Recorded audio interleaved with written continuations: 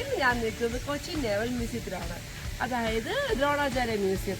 ഇത് ശരിക്കും പറഞ്ഞാൽ ഒരു ഹിസ്റ്റോറിക്കൽ റിമംബറൻസ് ആണ്.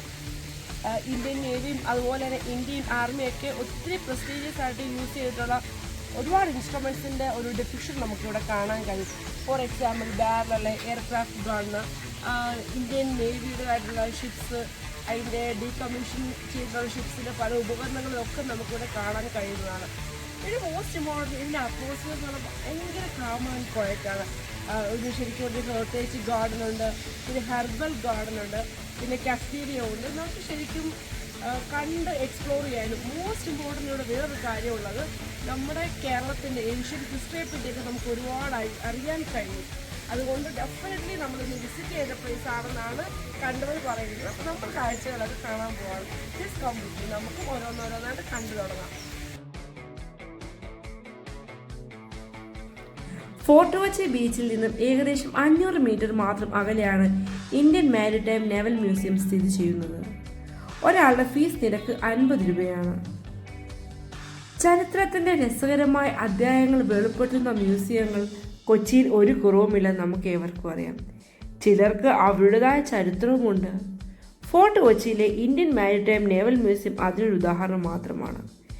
രണ്ടാം ലോക മഹായുദ്ധത്തിന്റെ തുടക്കത്തിൽ ബങ്കറുകളായിരുന്നു 2 ചുറ്റുപാടുകളും ആദ്യം നമുക്ക് കാണാൻ കഴിയുന്നത്.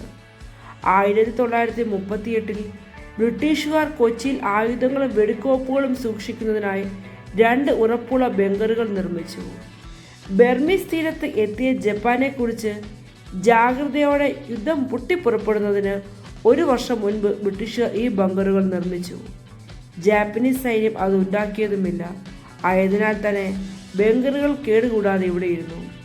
പതിറ്റാണ്ടുകൾക്ക് ശേഷം 2001 ഇന്ത്യൻ നാവികസേനയുടെ ദക്ഷിണ നേവൽ കമാൻഡന്റ് ഈ സ്ഥലം ഒരു മ്യൂസിയമാക്കി മാറ്റാൻ തീരുമാനിച്ചു.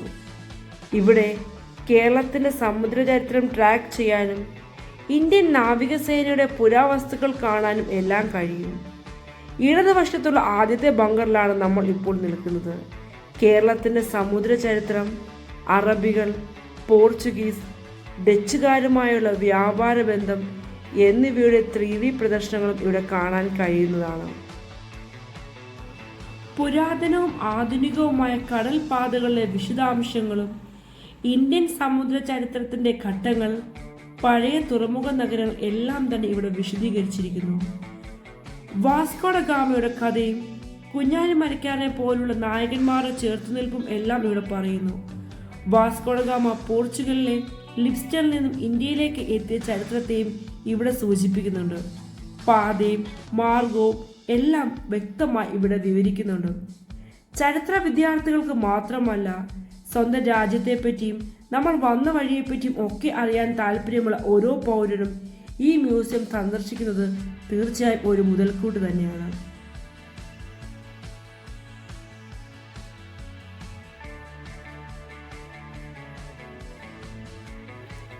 ഇവിടെ കാണുന്നത് കേരളത്തിലെ ഗേറ്റ് വേ ഓഫ് റിലിജിയൻ എന്ന് പറയുന്നതിൻ്റെ പ്രധാന കാരണമാണ്.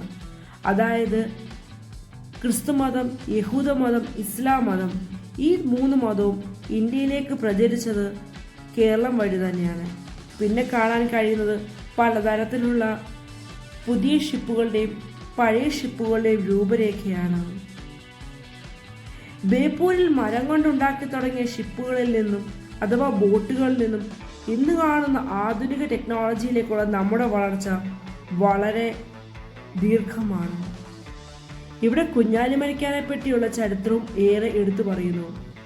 വാസ്കോഡ ഗാമയുടെ പോർച്ചുഗീസിന് നമ്മുടെ കേരളത്തിൽ സ്ഥാനം പിടിക്കാൻ കഴിയാതെ പോയത് കുഞ്ഞാലി മരക്കാരെ പോലുള്ള നാവികസേനന്മാർ ഉള്ളതുകൊണ്ട് തന്നെയാണ്.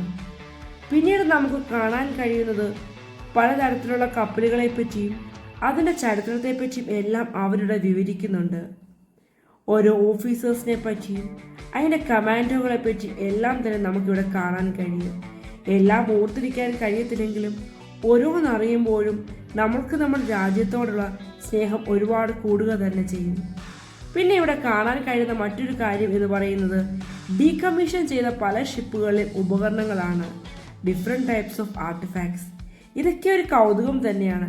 കാരണം നമ്മൾ ഫോട്ടോകളിലും അല്ലെങ്കിൽ വീഡിയോയിലും മാത്രം കണ്ടിരിക്കുന്ന പല സാധനങ്ങളും നമ്മുടെ രാജ്യത്തിൻ്റെ നിർണായകതയിൽ പങ്കുവഹിച്ചിരിക്കുന്ന പല സാധനങ്ങളുടെയും ആർട്ടിഫാക്ട്സ് കാണാൻ കഴിയുക എന്ന് പറയുന്നത് തികച്ചും ഒരു അഭിമാനം തന്നെയാണ്.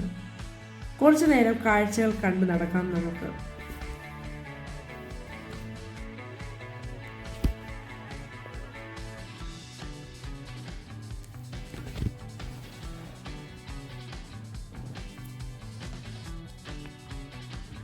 പുറത്തിറങ്ങുമ്പോൾ മിസൈലുകൾ, റഡാറുകൾ, ഡെപ്ത് ചാർജുകൾ, മൈനുകൾ, തോക്കുകൾ, ടോർപിഡോകൾ, റോക്കറ്റ് ലോഞ്ചേഴ്സ് തുടങ്ങിയ ഇന്ത്യൻ നാവികസേന ഉപയോഗിക്കുന്ന വിവിധ തരം യുദ്ധസ്മരണികൾ മ്യൂസിയത്തിൽ നന്നായി പരിപാലിക്കുന്നത് നമുക്ക് കാണാൻ കഴിയും. കുറച്ചങ്ങോട്ട് നടന്നു കഴിയുമ്പോൾ നമ്മളെ ഏറെ അത്ഭുതപ്പെടുന്ന മറ്റൊന്നുണ്ട്. ഡീകമ്മീഷൻ ചെയ്തിരിക്കുന്ന ഒരു ഹെലികോപ്റ്റർ ഒന്നും അടുത്ത് കാണാത്ത ആളുകൾക്ക് ഇതൊരു നല്ല അവസരം കൂടിയാണ്.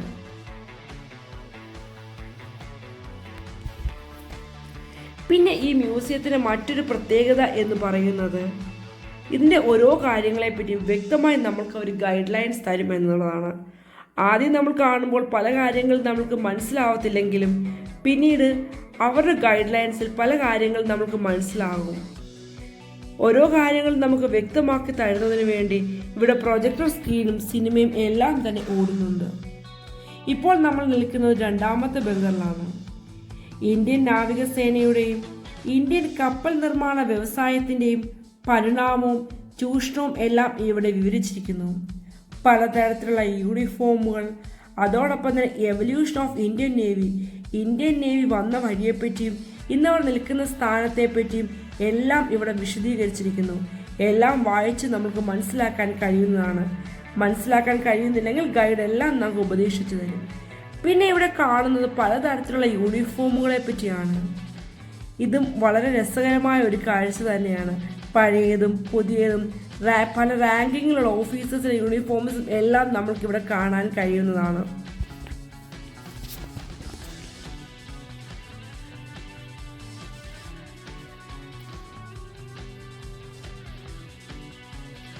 കുറച്ചങ്ങോട്ട് നീങ്ങി കഴിയുമ്പോൾ പലതരത്തിലുള്ള തോക്കുകളുടെ ശേഖരം നമുക്ക് കാണാൻ കഴിയും.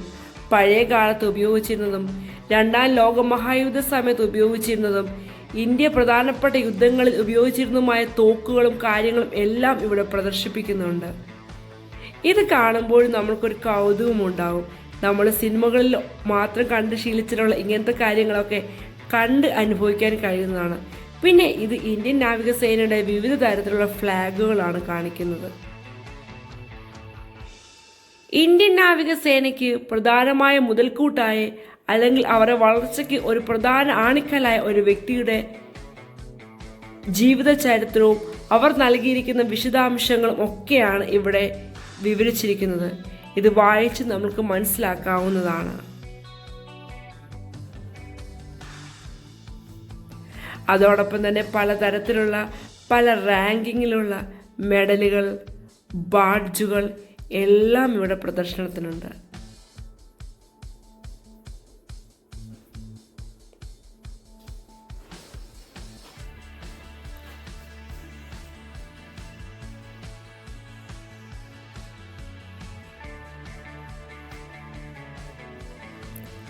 ശീതീകരിച്ച മുറികളും നല്ല കാം ആൻഡ് ക്വയറ്റ് അറ്റ്മോസ്ഫിയറും എല്ലാം ഇതിൻ്റെ മറ്റൊരു പ്രത്യേകതയാണ്. വളരെ നീറ്റ് ആൻഡ് ക്ലീൻ ആയിട്ടാണ് ഇവിടെ ഓരോ കാര്യങ്ങളും സൂക്ഷിച്ചിരിക്കുന്നത്.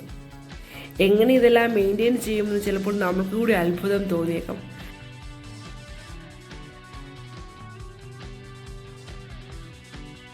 ഇത്രയും സമയം നമ്മൾ കണ്ടുകൊണ്ടിരുന്നത് ഫോർട്ട് കൊച്ചിയിലെ രസകരമായ കാഴ്ചകളാണ്. ഇപ്പം ഞാൻ നിൽക്കുന്നത് ടവർ സ്ട്രീറ്റിലാണ്. ടവർ സ്ട്രീറ്റിൻ്റെ എൻഡിലാണ് Kochi water metro. Kochi water മെട്രോയിലൂടെ നമ്മൾ യാത്ര അവസാനിപ്പിക്കുകയാണ്. അപ്പം ഇത്രയും നേരം വീഡിയോസ് കണ്ടിരുന്ന എല്ലാവർക്കും നന്ദി, നമസ്കാരം. തീർച്ചയായിട്ടും ഒരു തവണയെങ്കിലും ഫോർട്ട് കൊച്ചിയിൽ വന്ന് ഈ കാഴ്ചകളെല്ലാം കാണുക, എക്സ്പ്ലോർ ചെയ്യുക. ബൈ.